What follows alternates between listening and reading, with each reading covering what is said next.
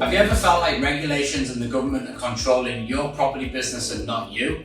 Well, don't be afraid, because in this video, I'm going to uncover a lot of insights that will empower you like never before.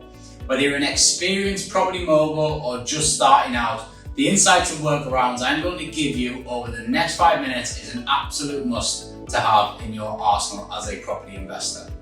But before we get into that, don't forget to hit that like button and subscribe before we get started. This isn't just a video, it's a journey of transformation. I've absconded from no fault evictions. So you're a landlord and you've got a tenant who's been paying rent on time and taking good care of the place. But suddenly you find yourself needing the property back. For some reason, maybe you want to sell it, or perhaps you need it for personal use. This is where no fault evictions come into play.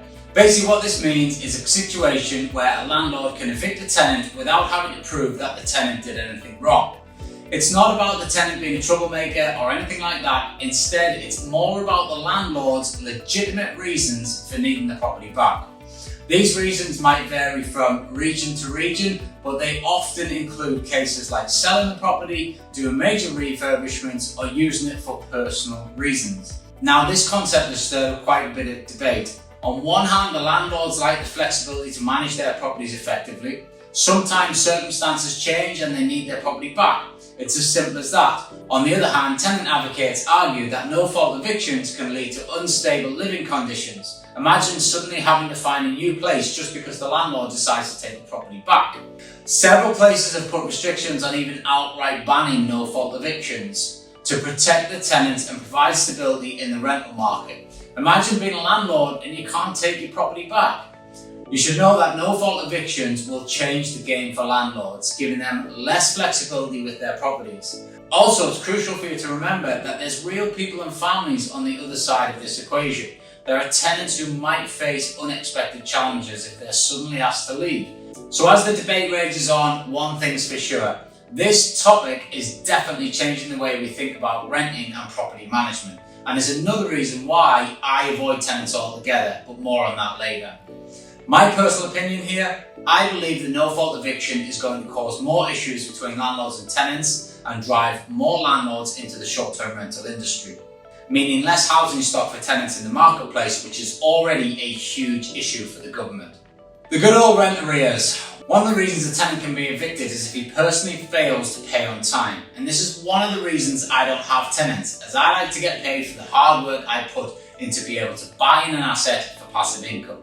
Now, what do I mean by rent arrears? It's a fancy way of saying that the tenant owes you money for the rent that they have not paid on time, or in my eyes, the money they have stolen from you, as you certainly could not walk into a shop and leave without paying. So why should you be able to live in someone else's house and also not pay? Okay, so picture this scenario. You're a landlord and you've got a tenant who's been living in your property for a while. Everything seemed fine until suddenly the tenant starts to miss some rent payments. Now, you might be thinking, well, isn't this just a minor hiccup? Now, here's the deal. Rent arrears can actually lead to a bunch of issues for both you, the landlord, and the tenants. For landlords, it means they might not be able to get the income they were depending on to cover their expenses, mortgage payments, property maintenance, or for portfolio landlords, their wages, office costs, etc. On the other side, tenants who fall behind on rent can face the risk of eviction and the issue isn't resolved. In my experience, they never catch up and end up leaving you high and dry. So the minute the payment is missed, start taking formal action. But wait, there's more to the story. In some cases, rent arrears could be due to circumstances beyond the tenant's control, like a job loss, health issue, or other unexpected financial troubles. That's where the debate heats up. Landlords have to decide whether to show some flexibility and work out a solution with the tenant, or to pursue eviction proceedings to recover the unpaid rent. A very expensive exercise leading to more losses for you, the landlord. My recommendation for you as the landlord, no matter what the circumstances, take formal action straight away from the very first missed payment. It might sound harsh, but you have to protect yourself. As your tenant nor the government care about you, trust me on that one. I mean, the fact that government pay the tenants housing allowance in the UK now to them directly is a testament to that. This topic is sparking huge conversations all over the place about finding a balance between protecting the rights of the landlords and supporting tenants who are facing tough times. Some places have introduced mediation services or financial assistance programs to help the tenants catch up on rent and prevent eviction. However, in my case, this does not help you as a landlord. So why is rent arrears changing the game for landlords? It's because navigating this challenge requires a mix of empathy and practicality. Landlords are faced with a tough call of managing their properties as a business while also considering the human aspect of their tenants' situations. In a nutshell, rent arrears might just be two words, but they carry a lot of weight in the property management game. It's all about striking that balance between ensuring you as the landlord get what you're owed and supporting the tenants who might be going through some tough times. Before we move on, take 2 seconds to hit that subscribe button and make sure you do not miss another video. Thanks. As a landlord, I often found myself facing situations where one of my tenants is causing a disturbance in the neighbourhood.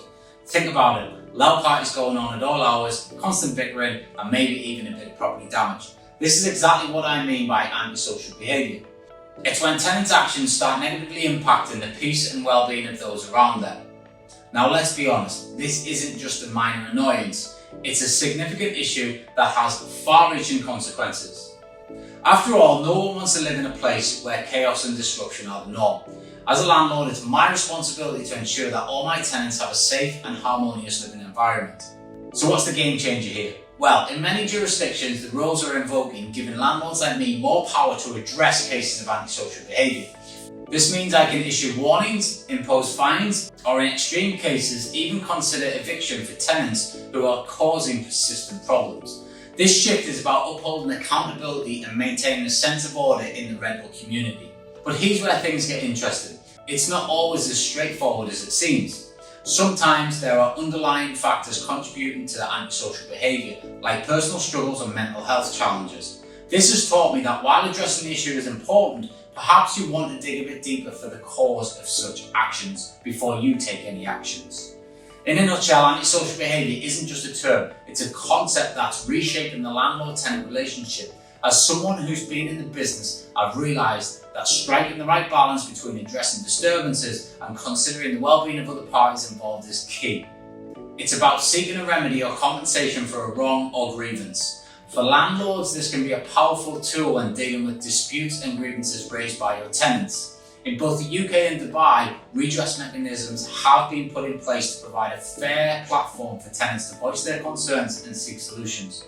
In the UK, for instance, the Housing and Property Chamber handles landlord-tenant disputes through their first-tier tribunal. This redress system ensures that tenants can raise issues like repairs, safety concerns, and unreasonable rent increases. As a landlord, understanding this mechanism is crucial, as it helps maintain a harmonious landlord-tenant relationship and protects your interests as well.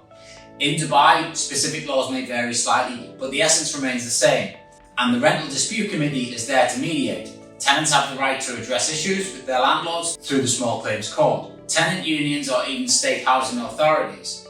Having a grasp of this redress avenue empowers you to address problems proactively and maintain your reputation as a responsible landlord.